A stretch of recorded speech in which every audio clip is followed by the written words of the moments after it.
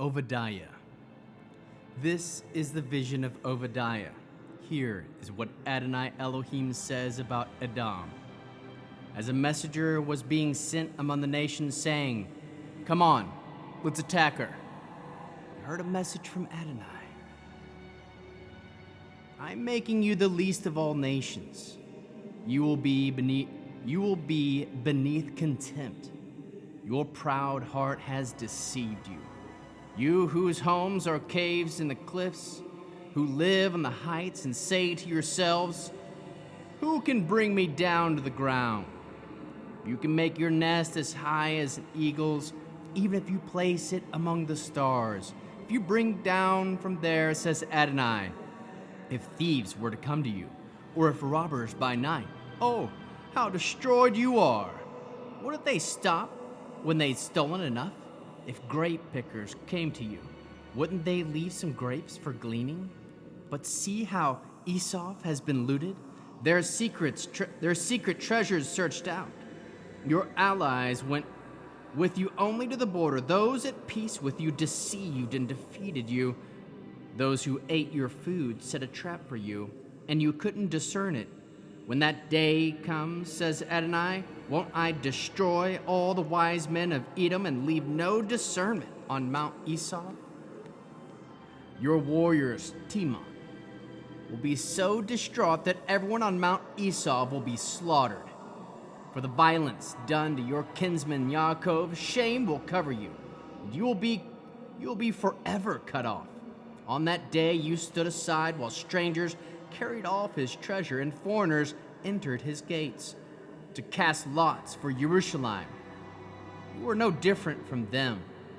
You shouldn't have gloated over your kinsmen on their day of disaster or rejoiced over the people of Yehuda on their day of destruction. You shouldn't have spoken arrogantly on the day of trouble or entered the gate of my people on their day of calamity. No, you shouldn't have gloated over their sufferings on their day of calamity, or laid hands on their treasure on their day of calamity. You shouldn't have stood at the crossroads to cut down their fugitives, or handed over their survivors on a day of trouble. For the day of Adonai is near for all nations. As you did, it will be done to you. Your dealings will come back on your own head, for just as you have drunk on my holy mountain, so will all the nations drink in turn. Yes, they will drink and gulp it down, and be as if they had never existed. But on Mount Zion there will be a holy remnant who will escape. The house of Yaakov will repossess their rightful inheritance. The house of Yaakov will be a fire, and the house of Joseph a flame, setting aflame and consuming the stubble, which is in the house of Esau. None of the house of Esau will remain, for Adonai has spoken. Those in the Negev will repossess the mountain of Esau, and those in Shifla, the land of the Plishtim, they will repossess the land of Ephraim and the field of Shamra, and Benjamin will occupy Gilead. Those from this army of the people of Israel exiled from the Canaanim as far as the Sarfat, and the exiles of Jerusalem in Sfarad will repossess the cities of Negev. Then the victorious will ascend Mount Zion to rule over Mount Esau, but the kinsmen will belong to Adonai.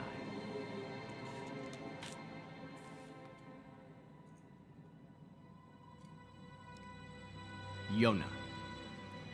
The word of Adonai came to Jonah, the son of Amittai.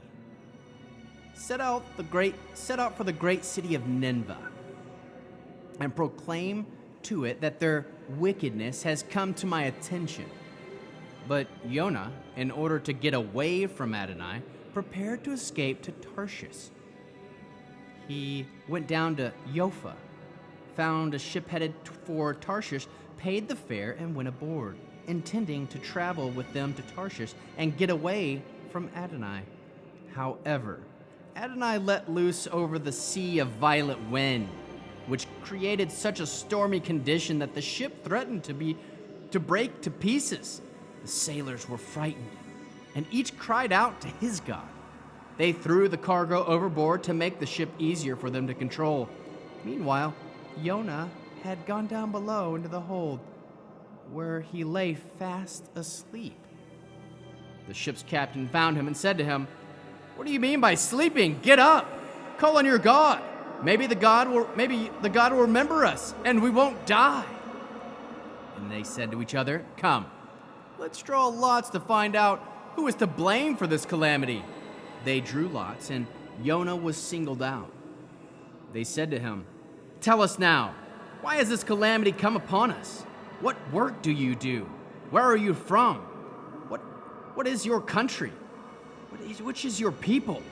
He answered them, "I'm a Hebrew, and I fear God, the God of heaven, who made both the sea and the dry land."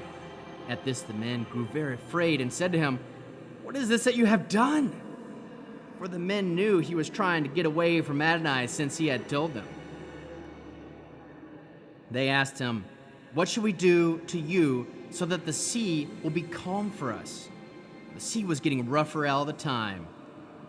"Pick me up," he told them, "and throw me into the sea. Then the sea will be calm for you, because I know it's my fault that this terrible storm has come over you." Nevertheless, the men rowed hard, trying to reach the shore, but they couldn't because the sea kept growing wilder against them. Finally, they cried to Adonai, "Please, Adonai, please! Don't let us perish for causing the death of this man, and don't hold us account for shedding innocent blood, but you, Adonai, have done what you saw fit." Then they picked up Jonah and threw him into the sea, and the sea stopped raging. Seized the great fear of Adonai, they offered a sacrifice to Adonai and made vows. Adonai prepared a huge fish to swallow Jonah. Jonah was in the belly of a fish for 3 days and 3 nights. From the belly of the fish, Jonah prayed to Adonai, his God. He said, "Out of my midst I called to Adonai. Out of my distress I called to Adonai, and he answered me. From the belly of Sheol I cried, and you heard my voice. For you threw me into the deep, into the heart of the seas. The flood enveloped me. All your surging waves passed over me. I thought, I have been banished from your sight, but I will again look at your holy temple. The water surrounded me, threatened my life. The deep closed over me. Seaweed twined around my head. It was going down in the bottoms of the mountains to land whose bar was close to me forever. You brought me up alive from the pit. Adonai, my God! As my life was ebbing away, I remembered Adonai, and my prayer came into you, into your holy temple. Those who worship vain idols give up their source of mercy, but I, speaking my thanks aloud, will sacrifice to you what I have vowed. I will pay. Salvation comes from Adonai." Then Adonai spoke to the fish, and it vomited Jonah out onto dry land. The word of Adonai came to Jonah a second time. "Set out for the great city of Nineveh and proclaim it the message I will give you." So Jonah set out and went to Nineveh, as Adonai had said. Now Nineveh was such a large city that it took 3 days just to cross it. Jonah began his entry into the city and had finished only his first day of proclaiming, "In 40 days Nineveh will be overthrown." When the people of Nineveh believed God, they proclaimed a fast and put on sackcloth, from the greatest of them to the least. When the news reached the king of Nineveh, he got up from his throne, took off his robe, put on sackcloth, and sat in ashes. He then had a proclamation made throughout Nineveh. By decree of the king and his nobles, no person or animal, herd or flock is to put anything in his mouth. They are neither eat nor drink water. They must be covered by sackcloth, both people and animals, and they are to cry out to God with all their might. Let each of them turn from his evil way and from the violence of their practice. Who knows? Maybe God will change his mind, relent, and turn from his fierce anger. They won't perish. God saw by their deeds that they had turned from their evil ways. He relented and did not bring on them the punishment he had threatened. This was very displeasing to Jonah, and he became angry. He prayed to Adonai. Now Adonai, didn't I say this would happen when I was still in my own country? That's why I tried to get away from Tarshish ahead of time. I knew you were a God who was merciful and compassionate, slow to anger, and rich in grace, and that you relent from the inflicting punishment. Therefore, Adonai, please, just take my life away from me. It's better for me to be dead than alive. Adonai asked, is it right for you to be so angry? Jonah left the city and found a place east of the city where he made himself a shelter and sat down under it in a shade to see what would happen to the city. Adonai God prepared a castor bean plant and made it grow up over Jonah to shade his head and relieve his discomfort. So Jonah was delighted with the castor bean plant, but at dawn the next day God prepared a worm which attached to the castor bean plant so that it dried up. Then when the sun rose, God prepared a scorching east wind, and the sun beat down on Jonah's head so hard that he grew faint and begged that he could die, saying, "It would be better off die than alive." God asked Jonah, "Is it right for you to be so angry about the castor bean plant?" He answered, "Yes, it's right for me to be so angry that I could die." Adonai said, "You're concerned over the castor bean plant, which cost you no effort. You didn't make it grow. It came up at night and perished in a night.